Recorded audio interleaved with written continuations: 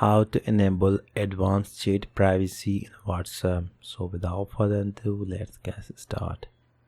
First thing, you have to simply open up the WhatsApp app. So if you want to enable the advanced chat privacy in a WhatsApp, so you need to simply first open up the chat of your specific friend. Now here you need to simply tap on their profile.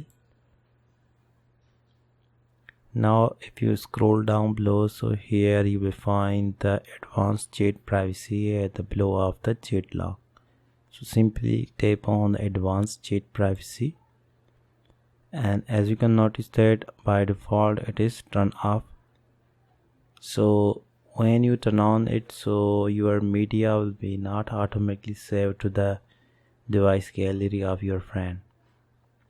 So if you want to enable it, you need to simply enable the advanced chat privacy, and here you notice that I have successfully enabled the advanced chat privacy in WhatsApp by using this method.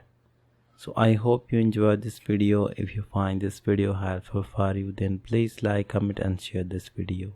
Thank you so much for watching.